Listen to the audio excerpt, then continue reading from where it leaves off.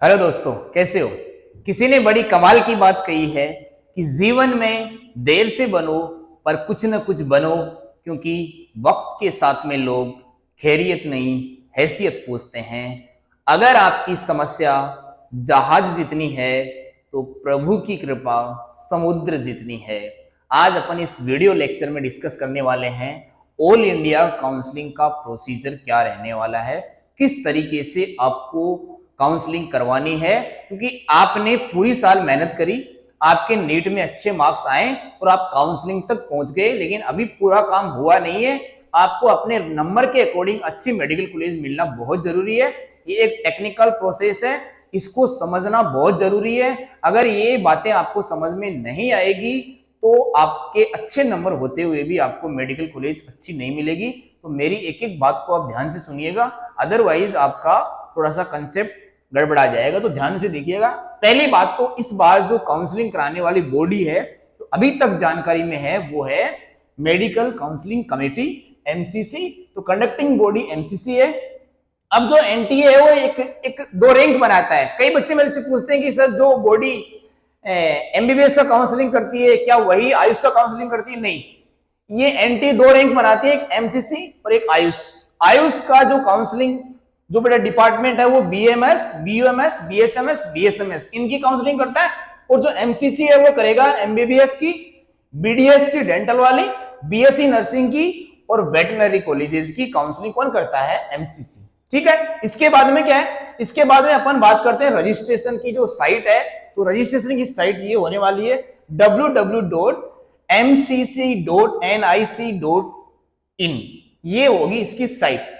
अब यहां पे जब आप रजिस्ट्रेशन करोगे इस साइट पे जाके, तो आपको रजिस्ट्रेशन में क्या नोट करना है? रजिस्ट्रेशन में आपको जो ईमेल एड्रेस है वो आपने जब नीट का फॉर्म फिल किया था वो का वो ईमेल यहाँ पे डालना है। और आपने नीट का फॉर्म फिल करते टाइम मोबाइल नंबर जरूर ऐड किए होंगे, तो वो के वो मोबाइल नंबर यहाँ पे ऐड कर देने हैं, ताकि फर्दर आपको कोई प्रॉब्लम ना आए। मेरी बात एक एक बात ध्यान से सुनते जाइएगा। अब मैं बोलता हूँ कि ऑल इंडिया काउंसलिंग चल रही है। ऑल इंडिया काउंसलिंग में आपको कहां पे सीट मिलेगी और कहां पे सीट आपको नहीं मिल सकती। तो देखना, पहली बात तो 15% कोटा, ऑल इंडिया कोटा में जितनी भी ऑल इंडिया में जितनी भी मेडिकल कॉलेजेस है, गवर्नमेंट मेडिकल कॉलेजेस, उनकी 15% सीट आपके लिए है, चाहे आप कोई से भी स्टेट से बिलोंग करते हैं। इसके बाद में ये जो ईएसआईसी कोटा भी 15% सीट आपको देता है। मतलब इसकी अप्रोक्सीमेट पूरी इंडिया में, ऑल इंडिया में 9 मेडिकल कॉलेजेस है, उनकी भी 15% सीट आपको मिलेगी ऑल इंडिया कोटा के थ्रू। उसके बाद में 15% सीट डीयू की और आईपीयू की भी यहाँ पे आपके लिए अवेलेबल है। तो ऑल इंडिया काउंसलिंग में ये सीट आपको मिलती है। और कई मेडिकल कॉलेजेस ऐसे हैं जो आपको पूरी की पूरी सीट ऑल इंडिया काउंसलिंग में देते हैं। जैसे कौन कौन सी मेडिकल कॉलेज? एम्स, जितनी भी एम्स है उनमें ऑल इंडिया काउंसलिंग से 100% सीट आपके लिए है। BHU Banaras Hindu university, AFMC Pune armed medical forces medical college, JIPMER deemed university वाली कॉलेजेस जो भी है, सेंट्रल यूनिवर्सिटी की जितनी भी मेडिकल कॉलेजेस है वो, और ये अलीगढ़ मुस्लिम यूनिवर्सिटी की जो मेडिकल कॉलेजेस है वो सब आपके लिए 100% सीट अवेलेबल कराती है ऑल इंडिया काउंसलिंग में। ठीक है। उसके बाद में आपको यहाँ पे ये बात करना है कि इस सर्कल में जब अपन जाएंगे तो आपका स्टेट भी तो है। आप किसी भी स्टेट से बिलोंग करते हैं, उसकी 85% सीट सिर्फ और सिर्फ आपके लिए है। उसकी 15% सीट पे आप भी और ऑल इंडिया के बच्चे भी काउंसलिंग करवा सकते हैं उस स्टेट पे। ये तो सीट का मैट्रिक्स आपको समझ में आया होगा थोड़ा बहुत। उसके बाद में क्या होता है? उसके बाद में आपका काउंसलिंग स्टार्ट होता है। तो ये आइडिया आपके दिमाग में रहना चाहिए। उसके बाद में आपका रजिस्ट्रेशन स्टार्ट होता है। रजिस्ट्रेशन में 2 तरीके की फीस आपको डिपॉजिट करनी पड़ती है। पहले टाइप की जो फीस होती है वो होती है नॉन रिफंडेबल, मतलब आपको रजिस्ट्रेशन फीस देनी पड़ेगी। उसमें आपको, अगर आपको ऑल इंडिया की गवर्नमेंट मेडिकल कॉलेजेस में काउंसलिंग करानी तो आपको 1000 रुपए देने पड़ेंगे रजिस्ट्रेशन के। उसके बाद में अगर आप डीम्ड यूनिवर्सिटी की काउंसलिंग करवाते हो तो आपको 5000 रुपए देने पड़ेंगे। कुछ बच्चे ये बोलते हैं कि सर हम डीम्ड की भी करवाना चाहते हैं और गवर्नमेंट मेडिकल कॉलेज की भी काउंसलिंग करवाना चाहते हैं, तो आपको हायर फीस देनी पड़ेगी। मतलब अगर आप ये फीस जमा करवा रहे हो तो आप ये काउंसलिंग में भी पार्टिसिपेशन ले सकते हो, कोई प्रॉब्लम नहीं। उसके बाद में सिक्योरिटी मनी ऐसी है जो रिफंडेबल है, ये नॉन रिफंडेबल है। ये रिफंडेबल में अगर गवर्नमेंट में आप मेडिकल कॉलेज की काउंसलिंग करवा रहे हो तो 10,000 रुपए आपकी सिक्योरिटी मनी है जो आपको वापस मिल जाती है जब आपका गवर्नमेंट का काउंसलिंग पूरा हो जाता है। डिम्ड में आपको 2 लाख रुपए सिक्योरिटी मनी डिपॉजिट करानी पड़ेगी डीम्ड यूनिवर्सिटी कॉलेज लेने के लिए। ये तो हुई मोटी मोटी फीस की बात और यहाँ पे कॉलेजेस का नंबर की बात। अब मैं चलता हूं सीधा सीधा काउंसलिंग पे। तो काउंसलिंग की बातें एक एक बात आपको ध्यान से सुनते जाना है। ये कॉन्सेप्ट आपको पूरी तरीके से दिमाग में छप जाना चाहिए और मैं आपको समझाऊं तो लास्ट में मेरे को थैंक यू बोल के जरूर जाइएगा, क्योंकि ये बहुत कॉम्प्लिकेशन है।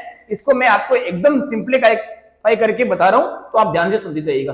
देखो राउंड फर्स्ट जब चलेगा उसमें पहले होगा रजिस्ट्रेशन, फिर आपकी होगी चॉइस फिलिंग। चॉइस फिलिंग में आपको पूरी तरीके से प्रेफरेंस लिस्ट पहले से ही बना के रख लेनी है, इसमें गड़बड़ी नहीं करनी है। आपको मेडिकल कॉलेजेस की टॉप रैंक के अकॉर्डिंग पहले लिस्ट बना के तैयार रखनी है, चाहे आपके नंबर कैसे भी हैं, पर आपको चॉइस फिलिंग के लिए प्रेफरेंस लिस्ट आपके पास में पहले से होनी चाहिए। चॉइस फिलिंग किया आपने, चॉइस फिलिंग के बाद में चॉइस लॉक होता है। जो भी आपने मेडिकल, अब यहाँ पे कितने मेडिकल कॉलेज भर सकते हैं अपन? मिनिमम अपन भर सकते हैं 1 मेडिकल कॉलेज, और मैक्सिमम जितनी भी मेडिकल कॉलेज है सारी की सारी भर दो यहाँ पे, ठीक है। उसके बाद में चॉइस लॉक हो जाता है, मतलब आपने जो भी मेडिकल कॉलेज भरी है वो सब क्या हो जाएगी, लॉक हो जाएगी। अब देखो, अब फर्स्ट राउंड का आएगा रिजल्ट। फर्स्ट राउंड के रिजल्ट में क्या होगा, जिन बच्चों के अच्छे नंबर है उनको सीट मिल जाएगी, सीट क्या हो जाएगी, उनके लिए अलॉट हो जाएगी। और जिनके नंबर ठीक ठाक नहीं है उनके केस में पहले राउंड में उसको कोई सीट नहीं मिलेगी, क्योंकि टॉप रैंक वाले बच्चों को सीट यहाँ पे मिल गई है। अब देखो, जिनको सीट नहीं मिली है वो सेकंड राउंड के लिए एलिजिबल हो गए हैं अपने आप ही, क्योंकि सीट अभी नहीं मिली तो सेकंड राउंड में लेने के लिए तैयार है। यहाँ पे क्या होगा, यहाँ पे एक बेटा जी चेंजमेंट आता है, तो यहाँ पे मेरी बात ध्यान से सुनते जाइएगा। अगर आपको सीट मिल गई है, आपको कॉलेज पसंद है, सीट मिल गई और कॉलेज आपको पसंद है, तो क्या होगा, आप उसमें एडमिशन ले लीजिएगा। अगर आपका एडमिशन डन हो गया तो अब आपको काउंसलिंग कराने की बिल्कुल जरूरत नहीं है, क्योंकि आपको जो मेडिकल कॉलेज चाहिए थी वो आपको मिल गई और आपका एडमिशन डन तो आपकी काउंसलिंग यहीं पे रुक जाएगी, ठीक है। आपको आगे काउंसलिंग करवाने की बिल्कुल जरूरत नहीं है। अब कई बच्चे ये चाहते हैं कि मेरे नंबर अच्छे खासे हैं और मेरे को जो फर्स्ट राउंड में जो कॉलेज मिली उससे अच्छी कॉलेज भी मेरे को मिल सकती है, तो यहाँ पे आप कॉलेज में चले जाइएगा, एडमिशन करवा लेते हैं कई बच्चे, और फिर वहां पे जाके करवाते हैं अपग्रेडेशन। तो अपग्रेड अगर आप करना चाहते हो तो वहां पे आप अपग्रेडेशन का फॉर्म भर सकते हो। एक दूसरा तरीका और है, दूसरा तरीका ये है कि आपको फर्स्ट राउंड की सीट मिली, फर्स्ट राउंड में सीट मिली, लेकिन आपको पता है कि मुझे इन नंबरों पे और सेकंड राउंड में अच्छी मेडिकल कॉलेज मिल जाएगी, तो आप क्या करो, आप उस कॉलेज में जाओ ही मत। जो सीट आपको मिली है फर्स्ट राउंड में उस कॉलेज में जाओ मत। इसे अपन बोलते हैं फ्री एग्जिट। इसमें आपको कोई लॉस नहीं होगा, कोई सिक्योरिटी मनी, आपकी डिपॉजिट का लॉस कुछ नहीं होगा, तो यहाँ पे फ्री एग्जिट आप कर जाओगे। तो ये दोनों बच्चे किसके राउंड में जाएंगे, सेकंड राउंड में जाएंगे। तो फ्री एग्जिट वाले बच्चे और अपग्रेड वाले बच्चे दोनों कहां के लिए एलिजिबल हो गए, सेकंड राउंड के लिए। इधर से जिनको फर्स्ट राउंड के रिजल्ट में सीट नहीं मिली थी वो आ गए, तो सेकंड राउंड में ये बच्चे भी आ गए। और कौन आएंगे, और आएंगे कई बच्चे जो अभी अभी रजिस्ट्रेशन लेके आएंगे। इसका मतलब सेकंड राउंड से पहले रजिस्ट्रेशन फिर से होगा, हाँ बिल्कुल फिर से रजिस्ट्रेशन होगा, लेकिन जिन्होंने पहले रजिस्ट्रेशन करवा दिया है उनको यहाँ पे दोबारा से रजिस्ट्रेशन कराने की जरूरत नहीं है। तो रजिस्ट्रेशन आपने करवाया है, फ्रेश रजिस्ट्रेशन, तो आपको चॉइस फिल यहाँ पे भी तो करनी पड़ेगी। तो ये बच्चे भी अपना प्रेफरेंस लिस्ट बना के तैयार रखें। अब देखो, अब ये यहाँ पे जिनको सीट नहीं मिली वो भी आ गए, फ्री एग्जिट वाले भी आ गए, अपग्रेडेशन वाले भी आ गए, और ये यहाँ पे फ्रेश रजिस्ट्रेशन वाले सेकंड राउंड में आ गए।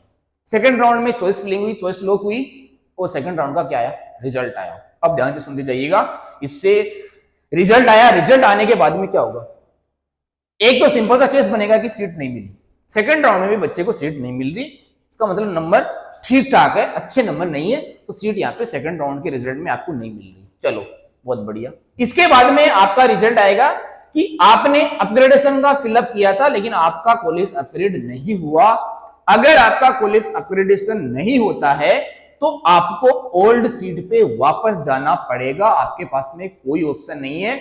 आप यहां से वापस पुरानी कॉलेज में चली जाइएगा और वहां पे क्या करवा दो, एडमिशन करवा दो, अगर आपका अपग्रेडेशन नहीं हुआ है। दूसरा केस, आपको यहाँ पे सीट मिल गई, सीट मिल गई तो क्या किया आपने, एडमिशन किया, डन, एडमिशन डन, तो आपकी काउंसलिंग स्टॉप। सेकेंड राउंड के रिजल्ट में आपको सीट मिल गई, आपने एडमिशन करा लिया, ठीक है। अब आपको सीट भी मिल गई लेकिन आपने एडमिशन नहीं कराया। देखो यहाँ पे आपको ज्यादा होशियारी लगाने की जरूरत नहीं है कि आपको सीट मिल गई और आपने एडमिशन यहाँ पे नहीं कराया। अब इस केस में देखना क्या होगा, अपग्रेडेशन वाले बच्चे ने मेडिकल कॉलेज अगर वापस ले ली तो ठीक है, लेकिन अपग्रेडेशन वाला बच्चा यहाँ पे बोल रहा है कि मैं वापस एडमिशन नहीं ले रहा, और ये वाला बच्चा भी बोल रहा है, सेकंड राउंड के रिजल्ट वाला बच्चा कि मुझे भी एडमिशन नहीं लेना। ऐसे केस में इस बच्चे की दोनों की सिक्योरिटी मनी का लॉस हो जाएगा, इनकी सिक्योरिटी मनी चली जाएगी। ध्यान से देखते जाइएगा, इनकी सिक्योरिटी मनी चली जाएगी और इनको पीछे की कोई भी मेडिकल कॉलेज नहीं मिल रही। अब देखो, क्या ये बच्चे दोबारा से पार्टिसिपेशन ले सकते हैं? बिल्कुल ले सकते हैं। कहां पे? मॉपअप राउंड के लिए फिर से रजिस्ट्रेशन होगा मॉपअप, लेकिन इनकी सिक्योरिटी मनी चली गई है, इनका रजिस्ट्रेशन भी चला गया है। अब ये फ्रेश रजिस्ट्रेशन दोबारा से करवाएंगे, फ्रेश रजिस्ट्रेशन दोबारा से कराएंगे तो सिक्योरिटी मनी वापस देनी पड़ेगी। क्या मॉपअप राउंड के लिए भी सिक्योरिटी मनी देनी पड़ेगी? बिल्कुल देनी पड़ेगी। मॉपअप राउंड में जो भी आएगा, चाहे वो यहां से आएगा, वो तो पहले से चला आ रहा है, क्योंकि उनको तो बेचारे को सीट ही नहीं मिल रही ना। ये वाले बच्चे ज्यादा होशियार के लगाएंगे, क्योंकि यहाँ पे अगर आप पहुंच रहे हो ना तो आपको बहुत ध्यान से आना पड़ेगा। यहाँ पे आपको मेडिकल कॉलेज नहीं मिला है तो आपकी सिक्योरिटी मनी चली गई है, चाहे आप डीम्ड की बात करें, चाहे आप गवर्नमेंट मेडिकल कॉलेज की बात करें, तो आपकी सिक्योरिटी मनी चली गई। अब यहाँ पे फ्रेश रजिस्ट्रेशन कराओ, फिर से सिक्योरिटी मनी यहाँ पे जमा कराओ और आप आ जाओ कहां पे? मॉपअप राउंड में। मॉपअप राउंड में आओगे तो आपको फिर से चॉइस फिलिंग करनी पड़ेगी। चॉइस फिलिंग फिर से मॉपअप राउंड के लिए होगी। मॉपअप राउंड के लिए चॉइस फिलिंग, चॉइस लॉक हो गया और आया रिजल्ट। अब ध्यान से सुनिएगा कि मॉपअप राउंड के रिजल्ट में क्या होगा। मॉपअप राउंड के रिजल्ट में सिंपल सा एक तो प्रोसेस ये होगा कि आपको सीट नहीं मिली, अभी तक सीट नहीं मिल रही है। तो अगर आपको मॉपअप राउंड में सीट नहीं मिल रही तो आप चले जाओगे स्ट्रो वैकेंसी राउंड में। अब दूसरी बात, आपको सीट मिल रही है, मॉपअप राउंड के रिजल्ट में आपको सीट मिल रही है। एक तो आपने एडमिशन लिया तो आपका काउंसलिंग स्टॉप हो जाएगा। मॉपअप राउंड के रिजल्ट में सीट मिली, काउंसलिंग डन, एडमिशन डन, आपका काउंसलिंग स्टॉप, खत्म। आप यहां से काउंसलिंग से एग्जिट हो गए, ठीक है, क्योंकि आपको मेडिकल कॉलेज में एडमिशन मिल गया है। कई बच्चे देखो क्या करते हैं, जिनका सिक्योरिटी मनी लॉस हुआ था वो बच्चे भी तो यहां पे आए थे। Not allow for stray vacancy round. अगर यहां पे उनको सीट नहीं मिली है, मॉपअप राउंड में उनको सीट नहीं मिली है, और वो यहाँ पे सीट तो मिल गई है, लेकिन वो क्या करेंगे, वो यहाँ पे अब इन बच्चों के लिए क्या, इनकी सिक्योरिटी मनी चली जाएगी। इनको यहाँ पे स्ट्रो वैकेंसी राउंड नहीं मिलेगा और इनको अब कहां पे जाना पड़ेगा? इनको जाना पड़ेगा स्टेट कोटा में काउंसलिंग कराने के लिए, क्योंकि यहाँ पे सिक्योरिटी मनी चली गई है, क्योंकि ये सीट नहीं ले रहे हैं। देखो, दोबारा से अगर आपने यहाँ पे गलती करी है तो आपकी सिक्योरिटी मनी फिर से चली जाएगी और आपको सीट भी नहीं मिलेगी और आप स्ट्रो वैकेंसी राउंड के लिए भी वैलिड नहीं हो। आपको कहां पे अब काउंसलिंग करवानी पड़ेगी? स्टेट कोटा के लिए काउंसलिंग करानी पड़ेगी। ध्यान से सुनिएगा बात, मैं आपको एक बार दोबारा से बताता हूँ। रिजल्ट आया, अगर आपको कॉलेज मिल गया तो आपने एडमिशन करा लिया, डन। आपको कॉलेज नहीं मिला तो आप स्ट्रो वैकेंसी राउंड के लिए आ गए। इसका मतलब मॉपअप राउंड के रिजल्ट के बाद में स्ट्रो वैकेंसी राउंड के लिए सिर्फ और सिर्फ वही बच्चे होते हैं जिनको सीट अलॉट नहीं होता है। यहाँ पे फ्रेश रजिस्ट्रेशन नहीं होता। स्ट्रो वैकेंसी राउंड के लिए फ्रेश रजिस्ट्रेशन नहीं है, तो यहाँ पे मोस्ट ऑफ बच्चे वही आते हैं जिनको यहाँ पे मॉपअप राउंड के रिजल्ट में सीट नहीं मिली थी, वही आते हैं। अब कई बच्चे जिनको सीट मिल गई तो एक ने तो एडमिशन करा लिया, एक ने क्या किया, एक बोल रहा है मुझे सीट नहीं लेनी तो भाई अब खुद तुम्हारे लिए कुछ नहीं है। अब तुम ना तो किसी काउंसलिंग में पार्टिसिपेशन ले सकते, क्योंकि काउंसलिंग में पार्टिसिपेशन लेने का मतलब क्या हो गया, अब यहाँ पे काउंसलिंग में पार्टिसिपेशन सिर्फ और सिर्फ आप यहाँ पे ले सकते हो। स्टेट कोटा में आप यहाँ पे जाके काउंसलिंग करा सकते हो, स्टेट की कॉलेज ले सकते हो। ऑल इंडिया कोटे से आपके लिए कोई भी सीट नहीं है और आपकी सिक्योरिटी मनी भी चली जाएगी, आपको सिक्योरिटी मनी वापस नहीं मिलेगी। ये बात आपको ध्यान से सुन लेनी है और ध्यान में रखनी है ये बातें। उसके बाद में आपका होगा स्ट्रो वैकेंसी राउंड। स्ट्रो वैकेंसी राउंड में आपको सीट मिलने की पॉसिबिलिटी नेग्लिजिबल है, इस बार तो बिल्कुल भी नहीं है। स्ट्रो वैकेंसी राउंड में सीट उसी को मिलती है जो कॉलेज में एक दो बची कुछ सीट होती है वो मिलती है, इसलिए स्ट्रो वैकेंसी राउंड तक आप पहुंचते हो तो आप ज्यादा लॉस में हो। स्ट्रो वैकेंसी राउंड में सीट मिलने के चांसेस बहुत कम हो जाते हैं, ठीक है। ये वीडियो अगर आपने ध्यान से देखा तो थैंक यू। और आगे की जो भी इंफॉर्मेशन है, जो भी प्रेफरेंस लिस्ट की बात कर रहा हूं मैं, तो मैंने एक दो वीडियो बना रखे हैं टॉप मेडिकल कॉलेजेस के, उनको देख लीजिएगा। और मैं आपके लिए ऑल इंडिया कोटा से और स्टेट कोटा की अलग अलग स्टेट के लिए मैं प्रेफरेंस लिस्ट तैयार कर रहा हूं, तो मैं एक एक करके आपको बताते जाऊंगा, तो ध्यान से मेरी बातें आप सुनते जाइएगा। Okay, all the best, thank you.